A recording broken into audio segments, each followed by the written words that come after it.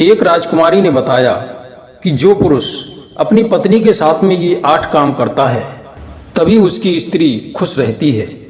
जय श्री कृष्ण दोस्तों, आप सभी दर्शकों का हमारे YouTube चैनल में एक बार फिर से स्वागत है। दोस्तों, मद्र देश के राजा का नाम था स्वर्णभानु। राजा की एक रूपवती कन्या थी जिसका नाम था भानुमति। वो कन्या रूप, गुण और बुद्धि में बहुत तेज थी। जब धीरे धीरे भानुमति ब्याह के योग्य हुई तो राजा ने अपनी बेटी से पूछा कि बेटी, मैं तुम्हारे लिए एक स्वयंवर की व्यवस्था कर रहा हूं। तुम ये बताओ, तुम अपने होने वाले पति में क्या क्या विशेषताएं देखना चाहती हो? तुम्हारा पति कैसा होना चाहिए? फिर मैं उसी को ध्यान में रख करके स्वयंवर की व्यवस्था करूंगा। राजकुमारी भानुमति कहने लगी, पिताजी, जिसे मैं अपना वर चुनूंगी वो एक विशेष व्यक्ति होना चाहिए जो सर्वोत्तम से सर्वोत्तम हो।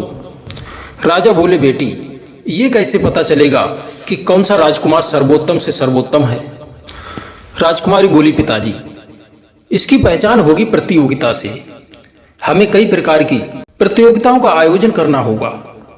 जो राजकुमार सभी प्रतियोगिताओं में प्रवीण होगा वही मेरा पति कहलाएगा और वही सर्वोत्तम से भी सर्वोत्तम होगा।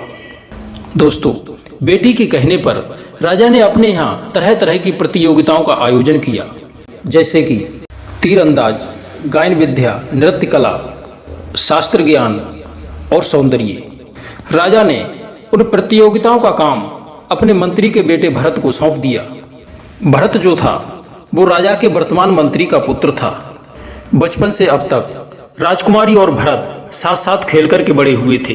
भरत राजकुमारी को मन ही मन चाहता था, वह उससे प्रेम करता था, लेकिन अपने दिल की बात उसने कभी राजकुमारी को नहीं बताई, क्योंकि वो जानता था कि राजकुमारी भानुमति हमारे राजा साहब की पुत्री है और मैं कहाँ एक मंत्री का बेटा। राजा साहब मेरे साथ राजकुमारी का विवाह कभी करने के लिए तैयार नहीं होंगे। वे अपनी बेटी का विवाह किसी राजा के पुत्र से ही करेंगे। दोस्तों, यही सब सोच करके उसने अपने मन की बात कभी बाहर नहीं आने दी और न ही कभी राजकुमारी को इस बात का एहसास होने दिया। राजा ने भरत के लिए जो कार्य सौंपा था वह उसमें बड़ी निष्ठा के साथ में जुट गया। उसने सभी तरह की प्रतियोगिताओं की व्यवस्था की। उसने एक जगह तीरंदाजी करने का मैदान तैयार किया, एक जगह नृत्यशाला बनवाई गई, एक जगह गायन विद्या का सारा सामान रखवा दिया, एक जगह शास्त्र ज्ञान की व्यवस्था की गई और एक जगह रूप को प्रदर्शन करने का आयोजन किया गया। अब तो दूर दूर से राजा, महाराजा, राजकुमार उस प्रतियोगिताओं में भाग लेने के लिए आए। दोस्तों, कई दिनों तक प्रतियोगिता का कार्यक्रम चलता रहा, लेकिन कोई भी राजा या राजकुमार सभी प्रतियोगिताओं में पारंगत नहीं हुआ। किसी को तीरंदाजी आती थी तो किसी को गायन विद्या नहीं आती थी, किसी को गायन विद्या आती थी तो किसी को शास्त्र ज्ञान नहीं आता था, किसी को शास्त्र ज्ञान था तो वह रूपवान नहीं था, कोई रूपवान था तो उसे नृत्य कला नहीं आती थी। सभी कलाओं में कोई भी निपुण नहीं हुआ। कहने का मतलब, कोई भी ऐसा राजकुमार या राजा नहीं था जो सभी गुणों में निपुण हो। दोस्तों, अब यह बात निकल करके सामने आई कि जो जो जिस गुण में निपुण हैं उन्हें रोक लिया जाए, बाकी सभी को भेज दिया जाए। मित्रों, फिर वैसा ही हुआ। जो जिस जिस विद्या में निपुण थे उन्हें को रोक लिया, बाकी को सबको भेज दिया गया। तब राजा ने राजकुमारी से कहा कि बेटी, सभी में सभी गुण नहीं है। अब किसी में एक गुण है तो किसी में 2 गुण हैं। इन्हीं में से तुम्हें सर्वश्रेष्ठ राजकुमार का चुनाव करना होगा।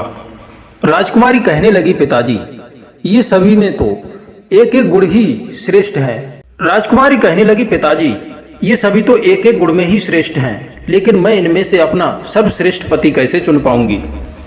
तब राजा कहने लगा, बेटी, हम इन समस्त राजकुमारों को कुछ दिनों के लिए अपने यहाँ रोक लेते हैं। इनमें से तुम्हें जो सर्वश्रेष्ठ मालूम पड़े उसे बता देना, हम उसी के साथ में तुम्हारा विवाह करा देंगे। दोस्तों, इस तरह अलग अलग गुणों में श्रेष्ठ उन समस्त राजकुमारों को राजा स्वर्णभानु ने अपने यहाँ रोक लिया। वे सभी राजकुमार अपने आप को सर्वश्रेष्ठ सिद्ध करने के लिए वे हर समय संभव प्रयास करने लगे। कोई गान विद्या में सर्वश्रेष्ठ था तो वह सुबह सुबह, जब राजकुमारी सुबह उठ करके आती थी तो वह अपना राग अलापने लगता था। सुंदर राजकुमार अपनी सुंदरता से राजकुमारी को मोहित करना चाहता था। ज्ञानी अपने ज्ञान से उन्हें रिझाने की कोशिश करता। तीरबाज, तलवारबाज अपना अपना जौहर दिखा करके राजकुमारी का दिल जीतना चाहते थे। जब शाम को राजकुमारी सोने के लिए अपने कक्ष में जाती थी तो नृत्य कुलाम श्रेष्ठ राजकुमार अपने नृत्य कक्ष में बुला लेता था और वह राजकुमारी का खूब मनोरंजन करता था। वे सभी राजकुमार अपने गुणों को दिखाकर के राजकुमारी को प्रभावित करना चाहते थे। दोस्तों, कई दिनों तक ऐसा ही चलता रहा था।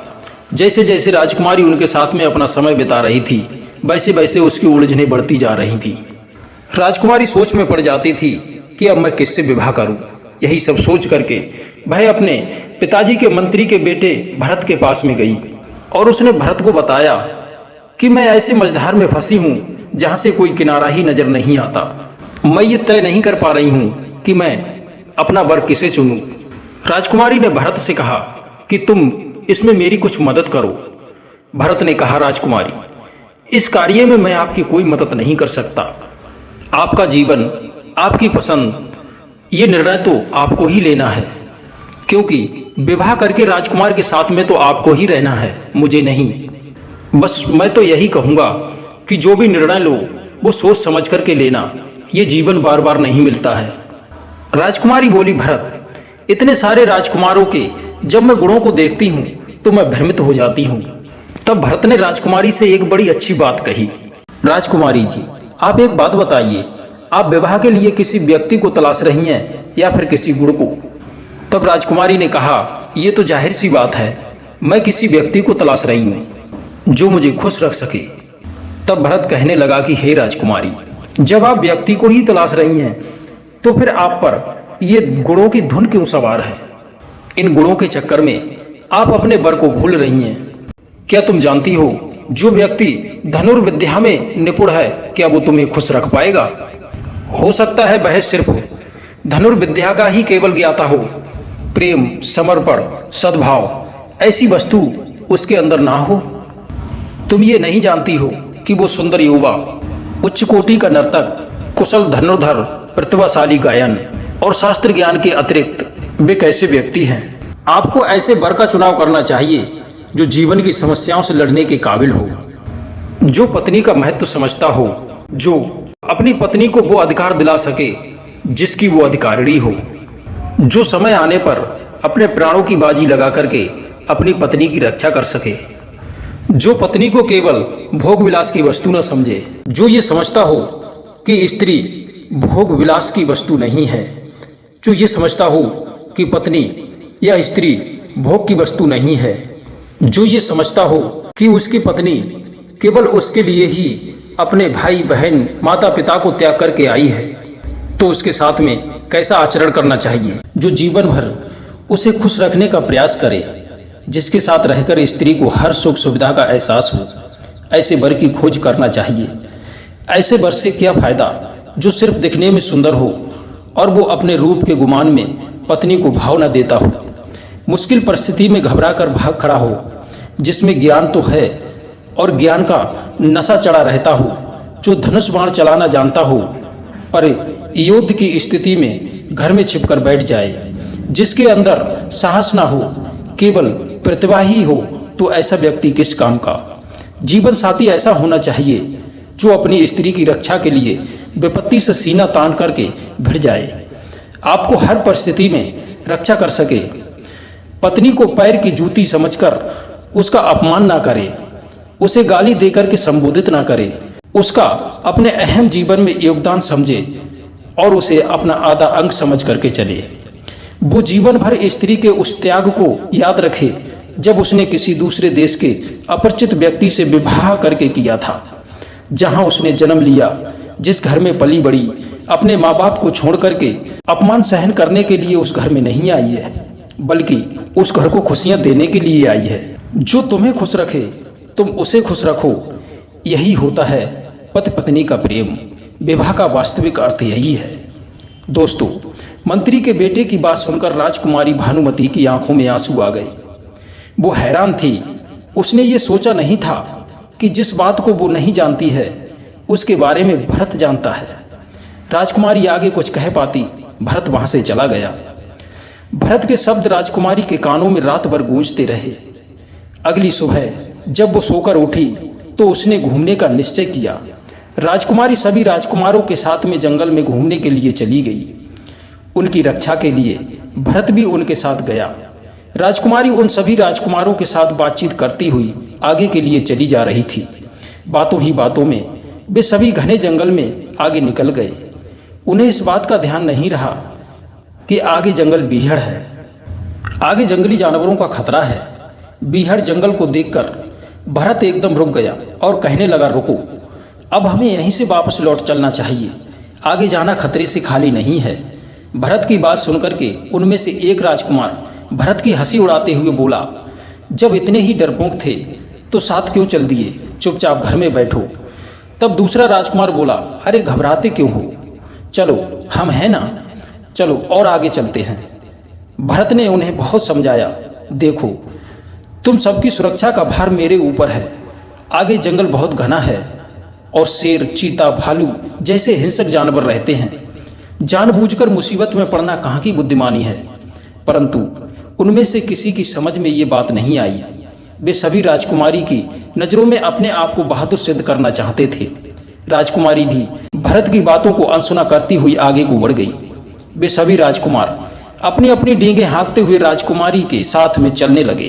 तभी सामने से एक खूंखार बाघ की गर्जना सुनाई दी। बाघ राजकुमारी पर अपनी नजरें जमाए हुए था। बाघ को देखकर के राजकुमारी डर गई। उसने अपने जीवन में ऐसा बाघ कभी नहीं देखा था। भरत भाग करके राजकुमारी के आगे जाकर खड़ा हो गया। अब बाघ की दृष्टि राजकुमारी से तो हट चुकी थी।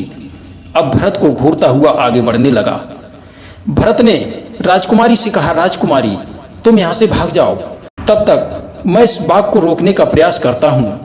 राजकुमारों ने देखा कि बाघ बिल्कुल ही पास आ चुका है तो वे सब भय से थर थर कांपने लगे और घबराकर राजकुमारों ने राजकुमारी से कहा, आइए राजकुमारी हमारे साथ भाग चलिए, नहीं तो ये बाघ हम सबको खा जाएगा। वो समस्त राजकुमारों की बात सुनकर के राजकुमारी ने कहा, आप सब चले जाइए, मैं भरत को अकेला छोड़कर नहीं जा सकती। दोस्तों, वे सभी राजकुमार भरत व राजकुमारी को छोड़कर वहां से भाग गए। अब तो भरत ने फुर्ती दिखाते हुए बाघ की पीठ पर चढ़ बैठा और अपनी मजबूत बाहों से फंदा बनाकर उसकी गर्दन को पकड़ लिया। बाघ ने उसे फेंकने का भरकस प्रयास किया, लेकिन भरत ने उसकी गर्दन को नहीं छोड़ा। काफी देर हो चुकी थी, भरत काफी घायल हो चुका था। तब तक क्या देखता है कि राजा के सिपाहियों ने अपने बाणों से बाघ को बेध डाला। बाघ मर चुका था। भरत उठा और राजकुमारी के पास पहुंचा तो राजकुमारी ने उसका हाल पूछा। भरत ने कहा कि सब ठीक है। सिपाहियों ने कहा कि हमें रास्ते में कुछ राजकुमार भागते हुए मिले थे, उन्होंने हमें बताया कि आप लोग संकट में फंसे हुए हैं, इसलिए हम यहाँ चले आए। दोस्तों, इस प्रकार वे सब घर लौट आए। दोस्तों, अगले दिन राजकुमारी भरत से मिलने के लिए उसके घर पहुंची और पूछने लगी, सब ठीक है ना, मैं तुम्हें अपना निर्णय बताने आई हूँ। भरत ने बड़ी उत्सुकता से पूछा, अच्छा तो किसे चुना आपने अपना पति, गायक, नर्तक, धनुर्धर, शास्त्र ज्ञाता या फिर वो सुंदर युवक? राजकुमारी ने कहा, हे भरत, इनमें से मैंने किसी को अपना वर नहीं चुना है और इनमें से कोई भी मेरा पति बनने के योग्य भी नहीं है। मैंने ऐसे व्यक्ति को अपना पति चुना है जो अपने जीवन से अधिक मेरे जीवन को महत्व देता हो। भरत ने सिर उठाकर घूर कर राजकुमारी के चेहरे की ओर देखा। क्या आप सच कह रही हैं राजकुमारी जी? राजकुमारी बोली, हाँ, मैंने तुम्हें अपने पति के रूप में चुना है। अब मैं तुम्हारे दिल की बात जानना चाहती हूँ, क्या तुम मुझे अपनी जीवन संगनी स्वीकार करोगी? भरत की आंखों में आंसू भर आए। भरत कहने लगा, राजकुमारी जी, मैंने सदा आपको दिल से चाहा है। आपने मुझे अपने योग समझकर दुनिया का सबसे भाग्यशाली व्यक्ति बना दिया है। दोस्तों, इस प्रकार राजकुमारी ने अपने पिता को ये सब बात बताई और राजा ने भी अपनी बेटी का विवाह बड़ी हंसी खुशी के साथ उस भरत के साथ में कर दिया। इस भव्य आयोजन में समस्त प्रजावासियों ने वर और वधू की खूब वाहवाही की। दोस्तों, बड़ी हंसी खुशी के साथ वे दोनों अपना जीवन जीने लगे। वे पांचों राजकुमार अपना सा मुंह लेकर के अपने अपने राज्य को वापस लौट गए। दोस्तों, इस कहानी का तात्पर्य यही है, एक दूसरे के लिए जीता मरता है, वास्तविक वही प्रेम होता है। तो दोस्तों, आपको ये कहानी कैसी लगी हमें कमेंट के माध्यम से अवश्य बताएं। फिर मिलते हैं अगली वीडियो में नई ज्ञान चर्चा के साथ। आप सभी दर्शकों का बहुत बहुत धन्यवाद। जय श्री कृष्णा, जय श्री राधे।